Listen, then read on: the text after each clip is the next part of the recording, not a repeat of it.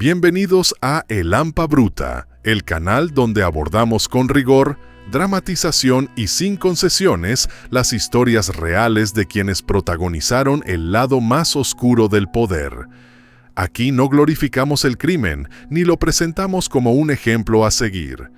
Nuestro objetivo es narrar los hechos con precisión, acercando al público a una comprensión más profunda de cómo surgieron, crecieron y cayeron estas figuras, muchas veces envueltas en mitos que hoy desenmascaramos. En este episodio, continuamos la historia de Alphonse Gabriel Capone, también conocido como Scarface, una de las figuras más emblemáticas y contradictorias de la historia criminal del siglo XX. Un hombre que, tras alcanzar la cima del poder durante la ley seca, enfrentó la implacable caída que lo llevaría del lujo extremo a la soledad de una celda en Alcatraz, y más tarde, al olvido en su propia mansión. Esta es la segunda parte de una historia marcada por la ambición, la corrupción y el desgaste implacable del tiempo. Una historia contada sin adornos, tal como ocurrió. Porque en El Hampa Bruta, la verdad, por cruda que sea, siempre tiene la última palabra. Y recuerda, si este tipo de historias te ayuda a entender mejor cómo se tejieron las redes más poderosas del crimen organizado, te invitamos a formar parte activa de esta comunidad. Suscribirte, activar la campana de notificaciones, compartir y dejar tu comentario nos impulsa a seguir contando estos relatos con el rigor que merecen. También puedes unirte como miembro del canal y apoyar este proyecto de forma directa. Y ahora sí, prepárate para descubrir el capítulo final de la vida de Alphonse Gabriel Capone, el rostro que marcó una era y cuya caída fue tan ruidosa como su ascenso. Tras años dominando el submundo criminal de Chicago con puño de hierro y sonrisa de seda, Alphonse Gabriel Capone comenzó a ver cómo su imperio, construido sobre el contrabando, las apuestas ilegales y la corrupción institucional, empezaba a desmoronarse no por una guerra entre clanes ni por traiciones internas, sino por algo tan inesperado como los impuestos. En plena ley seca, mientras los federales luchaban por detener la marea de licor clandestino, Capone se presentaba como una figura casi contradictoria, un filántropo entre criminales. Inspirado en su viejo enemigo Dino Bannion, Capone adoptó una fachada de generosidad. Durante la Gran Depresión, cuando las colas del desempleo crecían a la par que la desesperación, montó un comedor de beneficencia en el South Side de Chicago. Allí, cientos de personas recibían sopa caliente y pan, y los niños más desfavorecidos accedían a leche gratuita en las escuelas.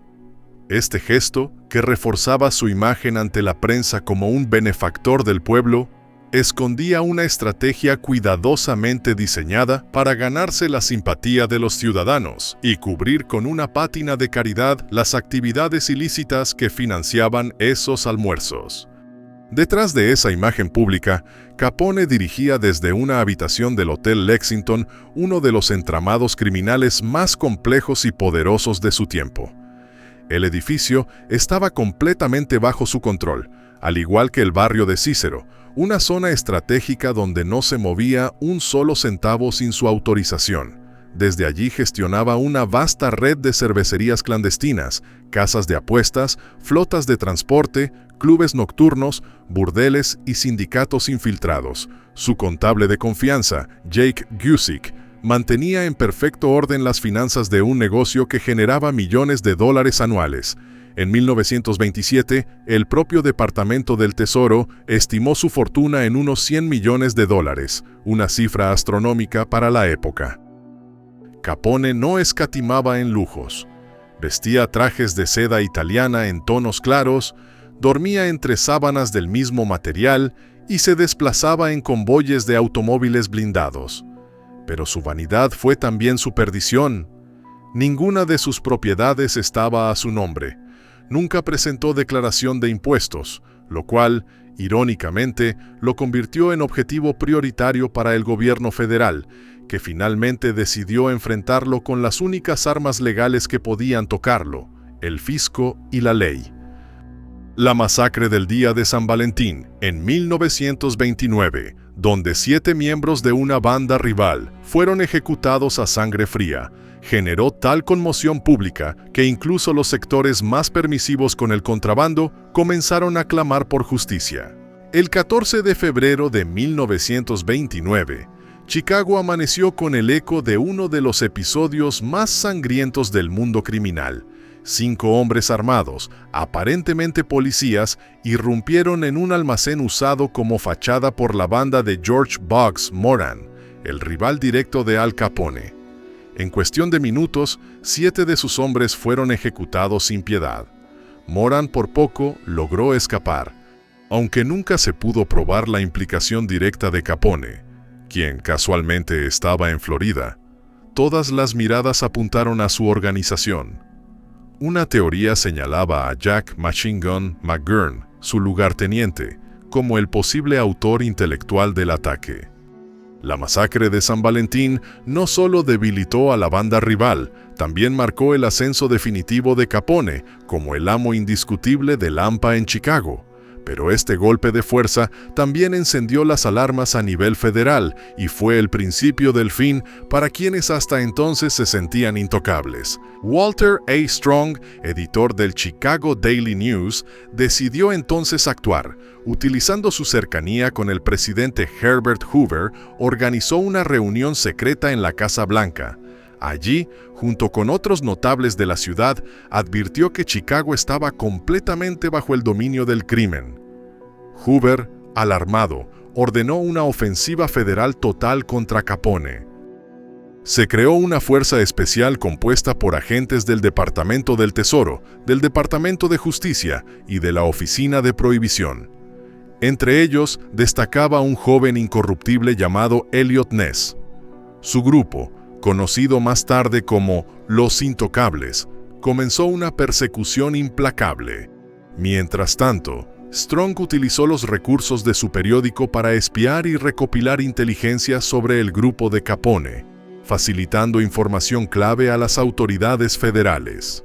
Pero el golpe maestro vino desde un frente menos espectacular: la evasión fiscal. En una jugada estratégica, la fiscal Mabel Walker Willebrand propuso juzgar a las figuras criminales por los ingresos que no podían justificar. La Corte Suprema, en 1927, dictaminó que incluso el dinero ganado ilegalmente debía tributar. Esta resolución se convertiría en la daga legal que cortaría las alas del rey del AMPA. Condenado a 11 años de prisión federal por evasión fiscal, Al Capone fue recluido inicialmente en la penitenciaría de Atlanta, pero lejos de ser un castigo ejemplar, el mafioso logró hacerse con privilegios que convirtieron su celda en una oficina decorada a su gusto, con alfombras, muebles finos e incluso una radio. Desde allí seguía ejerciendo cierta influencia sobre sus operaciones en Chicago. No obstante, este breve reinado tras las rejas pronto llegó a su fin. En 1934, el gobierno decidió trasladarlo al lugar que más temían los criminales de la época, la prisión de Alcatraz. Ubicada en una isla en medio de la bahía de San Francisco, Alcatraz era una fortaleza diseñada para cortar toda conexión con el exterior. Ahí, el nombre de Capone no significaba nada. Fue fichado como el preso número 85 y obligado a convivir con criminales igual de temidos, pero bajo un régimen implacable. Sin privilegios, sin contactos, sin poder. Aislado, vigilado y sin aliados, el anteriormente omnipotente rey del AMPA quedó reducido a un número más entre rejas. Durante su estancia en Alcatraz, el deterioro físico y mental de Capone se hizo evidente. Años atrás había contraído sífilis sin tratar, una enfermedad que en aquel entonces, sin antibióticos efectivos, avanzaba sin freno. A medida que la dolencia avanzaba hacia una neurosífilis, comenzaron a notarse los efectos sobre su comportamiento.